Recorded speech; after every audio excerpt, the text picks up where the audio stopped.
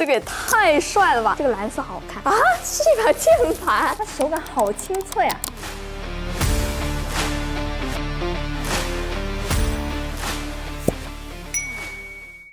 嗨，我们的离谱键盘系列节目已经做到第3期了。在前2期视频里面，我们给大伙们展示了不少离谱的键盘，不得不感叹小伙伴们的脑洞啊！比如什么一把能卖到上万块钱的分体式键盘之类的，开箱开的我下巴都合不上了。这2天呢，我们又收到了不少足够离谱的键盘。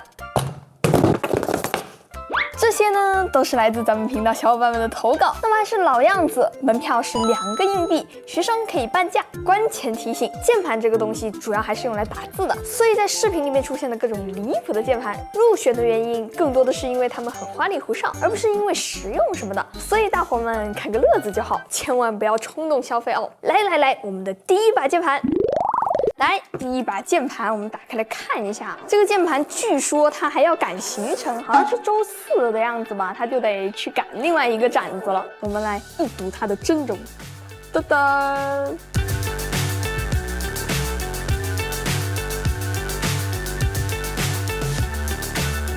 哇，这个也太帅了吧！它这个键帽啊，还有轴体，还有它整个 PCB 板都是用的透明的啊，这个太喜欢了。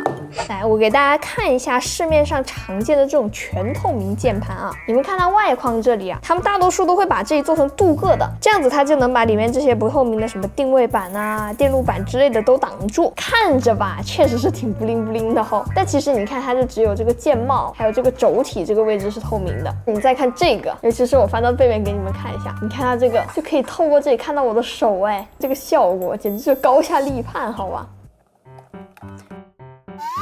哦，哎，它这个翻到一定角度之后，它会消失，哎，我这样子看更帅了。它怎么能做到这种效果呢？好神奇啊！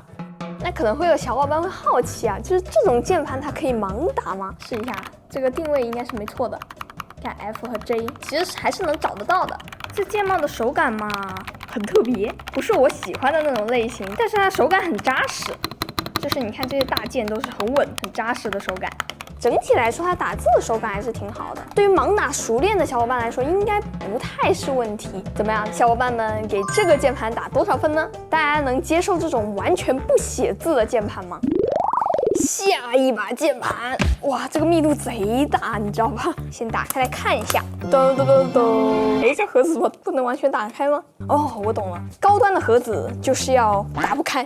你看那些装美元的箱子，哪有把它给全部打开的，对不对？哇，这把键盘也太沉了。我先跟大家讲一下，这是一个钛合金的键盘，但是我不知道为什么钛合金不应该是比较轻量化的吗？怎么这个键盘能这么沉呢？这比缇娜还要重哎。然后这里面有一个 micro USB 的线，3年前的外星科技啊！在给大家看这把键盘之前，我想给大家念一下它的这个官方详情图。它这个卖点啊，全球限量发售5台 TC10高端钛合金打造，航空航天相关行业的工程师手工雕刻完成，钛合金独特的烧蓝工艺进行烧制上色，拥有其他材质工艺所不具备的独特的金属色彩效果。这文案还不如让我来写呢，我给大家整一个啊。航天工艺精雕细琢，键盘先人手工打造，高温烤蓝上色工艺，限定编号彰显尊荣。全球限量发售5把，每一把都与众不同。不要3、4千，不要1、2千，只要28,888，钛合金键盘抱回家。OK， 那我给大家打个字，听听这个价值3万块的声音啊。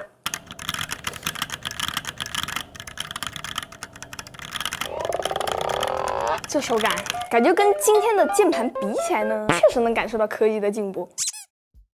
所以我给大家总结一下，为什么这一个键盘它贵。首先呢，它是纯手工打造的，这上面陨石坑一样的这种纹路，它都是手工敲出来的。尤其是底面这一边呢，就很像那个章丘铁锅那种一锤一锤打出来的那种感觉。这里这个3呢，就是咱们今天这个全球限量5把键盘里面的第3把。还有呢，大家可以看到这个表面的颜色非常的特别，它其实是利用了钛金属经过火焰加热之后，它会变成不同的颜色的一个特性，也就是说它是控制火焰的温度去达到的这样子的一个彩色的效果。不得不说，它这个手工雕刻的这个纹路啊，是真的很精细，非常精致。不知道大家感觉怎么样？整体来说的话，这一个键盘就给我一种非常克苏鲁的感觉，我不知道为什么。那么这一把售价28888的键盘，大家能给几分呢？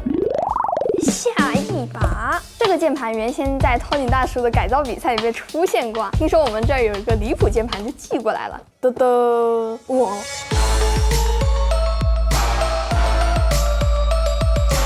要是法老王穿越到21世纪，应该就得用这样子的键盘吧？哎，我发现小伙伴们是不是对法老是情有独钟吧？上一期咱们的这个离谱键盘里面也出现过一个法老主题的键盘哦。然后再看这个箱子里面，这里面呢有一个胸针，对，还有一个拔剑器、拔轴器。这个是什么？这怎么感觉像是一个手电筒？这个不知道是用来干嘛的，先拿出来。啊，这还有个戒指，为什么会有个戒指？这个太酷了，但是我大拇指戴都有点空。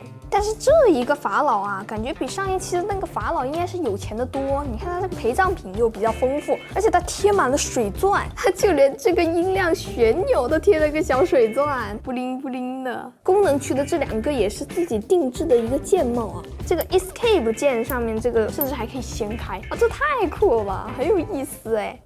这个灯我再研究一下，先把它打开。哦，它是那种验钞的那种紫光灯的感觉。哦，哇，这也太酷了吧！我的天哪，我刚还以为它这个是那个水钻贴了之后掉了留下的痕迹，原来是它照出来之后可以看到这个星星。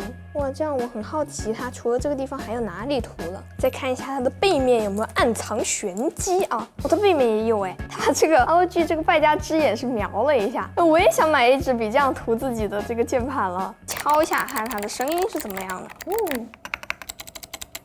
哎，它每个键是有一些不一样的，有些功能键它自己换了轴。OK， 那么这一把来自4500年前的法老键盘，大家能给多少分呢？下2把键盘，这两个呢都是 EVA 主题的，然后这个是0号机，这个是2号机，宁波丽和香香，真的超级好看，这个配色，这个黄色加红色真的非常非常戳我，我就喜欢这种饱和度特别高的颜色。但这种半个的键盘呢，应该算是什么配列呢？哇，它这个键盘配列我就觉得非常非常的适合打 MOBA 游戏。你看啊 ，QWERADF 还有 S 级停，但是我发现一个滑点，它只有 S， 它没有 B， 这下你都没有办法跟队友互动了。哎，这个键盘对我这种小手玩家实在太友好了。你看，假如我打守望归西啊 ，WSD QER， 然后 T 键还可以跟队友互动。我操，我旁边有个麦克雷呀，在我的身后边。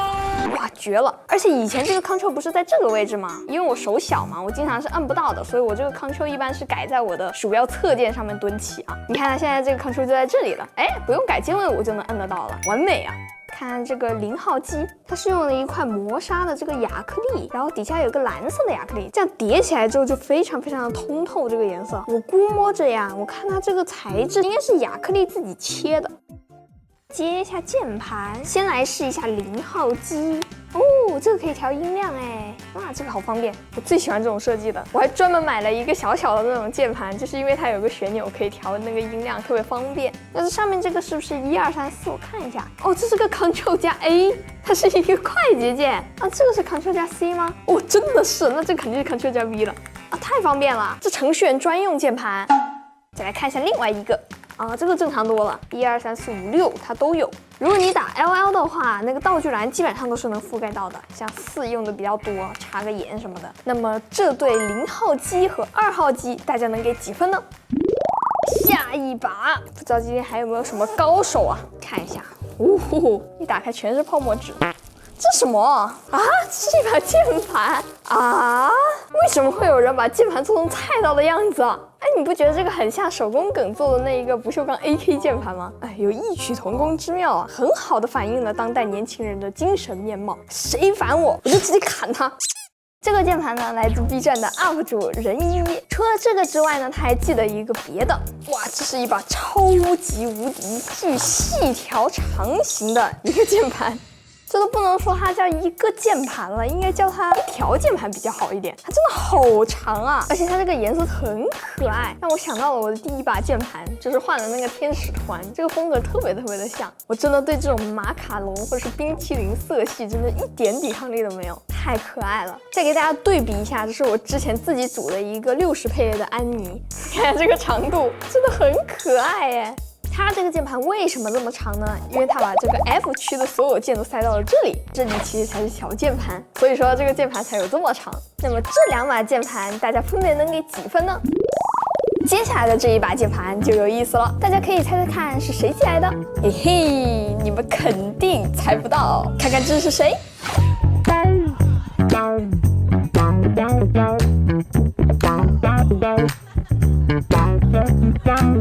这一把键盘呢是我们自己做的，保密了3个月了，终于能给大家看了。首先呢，我们先说明一下，这个不是广告，这把键盘做的数量真的非常的少，也不可能拿来卖。后续呢，咱们也会抽几把送给大家。那这把键盘最有特色的就是它的键帽了，这一套的键帽设计师是雨宫香奈，之前他的几个作品我也很喜欢了，我们也是来回讨论了非常多轮才确定下来，希望呢做一把有特色但是又不影响日常使用的键盘，所以我们并没有直接把按键替换成看不懂的图案，就比如说这个 Control， 它就被替换成了 Controller 手柄 ，Win 键呢就变成了 Play to Win， 玩游戏就是为了赢。再比如说 Tab 变成了平板 ，Lock 呢解锁，但不一定。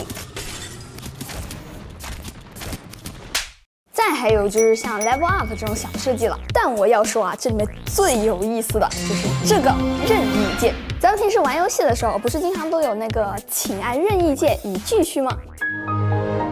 那这一回，哎，任意键这不就有了吗？右上角这边呢还有4个自定义键，这里被改成了 ABXY。哎，这里还有一个好玩的，我一直都很喜欢玩初音嘛，但是这个游戏如果是从老游戏机玩过来的呢，就只看得懂方叉三角圈。这回你看，可以直接用键盘玩初音了，终于实现这个梦想了。配色最开始的2版我都觉得不够惊艳，大家还记得我之前配的那一把手柄吗？我真的就超级喜欢这种鲜艳的黄色，我花了几个小时的时间把这个色搭了出来，大家觉得好看吗？整个键盘呢，我们是委托了 Matrix 帮我们做的，我一直都很喜欢他们家的键盘，之前也是他们的用户，哎，这一回直接当他们的甲方。不过有一说一啊，他们家这个键盘也太有分量了，这个键盘拿出来的第一时间就会觉得质感完全不一样。正面呢，我们还在这里做了一块带编号的名牌，每一把键盘都会有自己独特的编号。反过来呢，还能看到一个炫彩反光板，上面还有一个我手绘的 logo。那么这样一款真离谱键盘，大家能给几分呢？哎呀，听说还有高手，这3个呢都是同一个小伙伴寄过来的，真的非常的热情啊！让我来瞧瞧怎么个事儿。哇塞！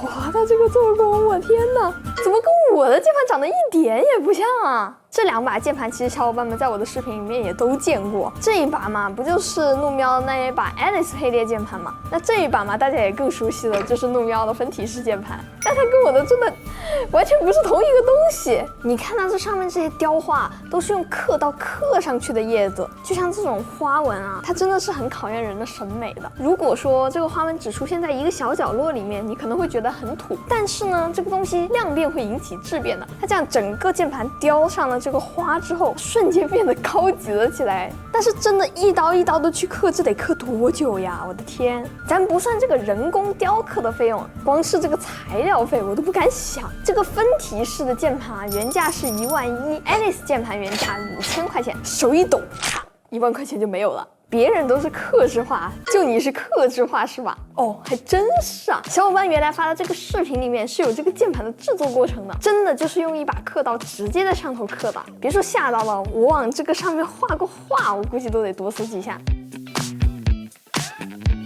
这个鼠标金灿灿的，它不会是镀了一层真金吧？好好看哦，可能上了年纪吧，怎么感觉对这种金灿灿的东西没有办法抵抗呢？哎，它这个花纹跟键盘的这个花纹是一样的，就这个主人真的非常喜欢这个花纹，就连他那个充电鼠标垫也是定制的这样子的花纹。哎，它它这个鼠标侧面是透明的。然后我刚刚在这里看到了一个非常神奇的东西，它这里有几个指针，我刚刚按了一下，它会转。你看，按一下这个蓝牙键，它会滋一下转到另外一边。它可以在蓝牙和2.4G 之间切换，太有意思了。这个它真的是机械结构的转动，哇哦，这个太浪漫了。那么这2把客制化键盘还有这个鼠标，小伙伴们可以给几分呢？噔噔噔噔，下一把键盘。